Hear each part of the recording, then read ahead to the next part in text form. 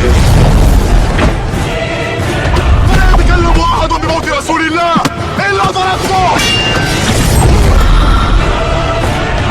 جئتك أؤمن بالله وبرسوله وبما جئت به مني.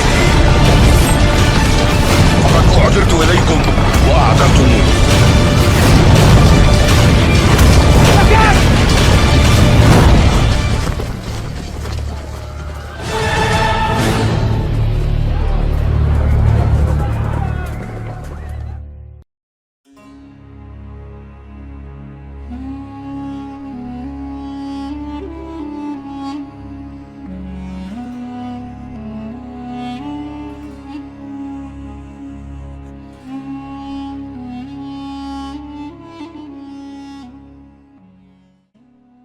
Kisah sapi Bani Israel.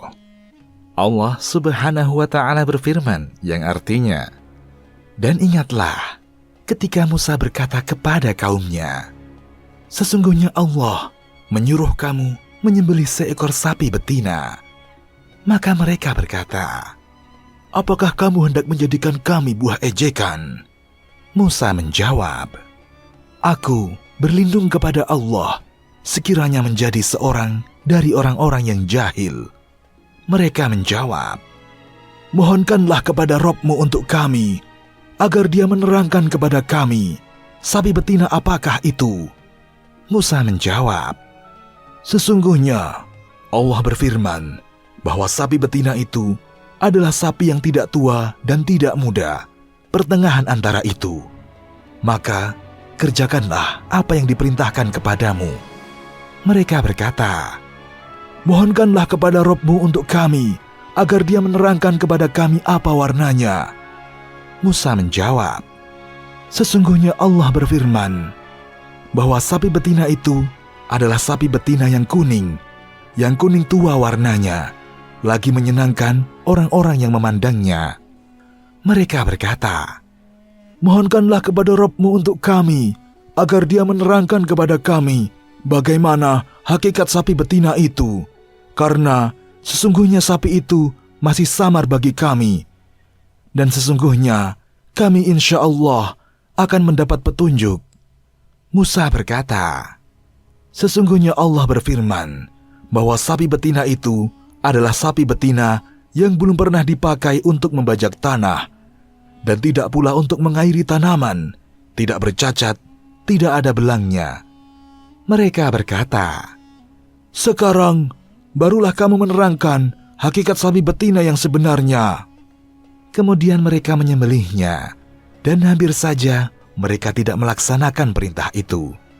Dan ingatlah, ketika kamu membunuh seorang manusia, lalu kamu saling tuduh-menuduh tentang hal itu, dan Allah hendak menyingkapkan apa yang selama ini kamu sembunyikan. Lalu kami berfirman, pukullah mayat itu dengan sebagian anggota sapi betina itu.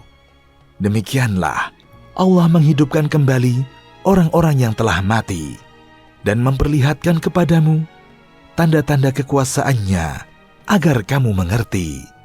Quran Surat Al-Baqarah ayat 67 hingga 73. Beberapa ulama salaf mengatakan, di kalangan Bani Israel terdapat seorang laki-laki mandul, sedang dia mempunyai harta kekayaan yang melimpah, dan dia mempunyai beberapa orang keponakan. Semua keponakannya itu sangat mengharapkan kematiannya, agar mereka dapat mewarisi hartanya tersebut. Kemudian, di antara mereka ada yang beranjak untuk membunuh orang tersebut pada malam hari, dan kemudian melempar mayatnya di persimpangan jalan. Ada juga yang mengatakan, mayatnya diletakkan di depan pintu salah satu dari mereka, yakni Bani Israel. Keesokan harinya, orang-orang bangun dan ramai memperbincangkan mayat orang tersebut. Kemudian ada salah seorang keponakannya datang dan langsung berteriak secara histeris, seraya memukul-mukul dirinya sendiri. Mereka berkata, "Mengapa kalian saling bertengkar dan tidak mendatangi Nabi Allah?" Kemudian keponakannya datang dan mengadukan masalah pamannya itu kepada Rasulullah Musa alaihi salam. Musa pun berkata, "Mudah-mudahan Allah membahagiakan orang yang memiliki pengetahuan tentang orang yang terbunuh ini, hingga dapat memberitahukannya kepada kita. Tetapi tidak ada seorang pun dari mereka yang memiliki pengetahuan tentangnya. Kemudian mereka meminta Musa alaihissalam agar dia mau menanyakan hal tersebut kepada Robnya yang maha perkasa dan maha mulia. Maka Allah subhanahu wa ta'ala memberitahukan Musa alaihissalam agar memerintahkan mereka menyembelih seekor sapi. Musa alaihissalam berkata, "Sesungguhnya Allah menyuruh kamu menyembelih seekor sapi betina." Mereka berkata, "Apakah kamu hendak menjadikan kami buah ejekan?" Quran Surat Al-Baqarah ayat 67.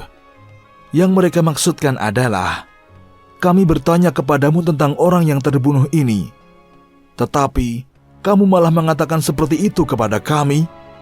Musa menjawab, "Aku berlindung kepada Allah sekiranya menjadi seorang dari orang-orang yang jahil." Quran Surat Al-Baqarah ayat 67. Artinya, aku berlindung kepada Allah subhanahu wa ta'ala dari mengucapkan sesuatu darinya, melainkan apa yang telah diwahyukannya kepadaku. Dan inilah jawaban yang dia berikan ketika aku tanyakan hal itu kepadanya. Ibnu Abbas radhiyallahu anhuma, Ubaidah, Mujahid, Ikrimah, rahimahumullah, dan beberapa ulama lainnya mengatakan, seandainya mereka langsung mencari sapi betina, bagaimanapun wujudnya, dan segera menyembelihnya, niscaya telah tercapai tujuan yang dimaksud. Tetapi mereka mempersulit diri mereka sendiri. Penafsiran mengenai hal itu telah kami sampaikan di dalam At-Tafsir, yakni Tafsirul Qur'anil Azim, atau yang dikenal dengan Tafsir Ibnu Katsir. Maksudnya, mereka diperintahkan menyembelih sapi yang tidak tua dan tidak muda, dan yang belum dikawini oleh sapi jantan. Demikian yang dikemukakan oleh sekelompok ulama. Namun mereka mempersulit diri mereka dengan menanyakan warnanya, sehingga mereka diperintahkan untuk menyembelih sapi yang berwarna kuning tua, yang menyenangkan mata orang-orang yang melihatnya, dan warna ini sangat bagus. Selain itu, mereka juga mempersulit diri mereka dengan ucapan mereka. Mereka berkata, "Mohonkanlah kepada Rabb-Mu untuk kami, agar Dia menerangkan kepada kami bagaimana hakikat sapi betina itu. Karena sesungguhnya sapi itu masih samar bagi kami, dan sesungguhnya kami, insya Allah, akan mendapat petunjuk."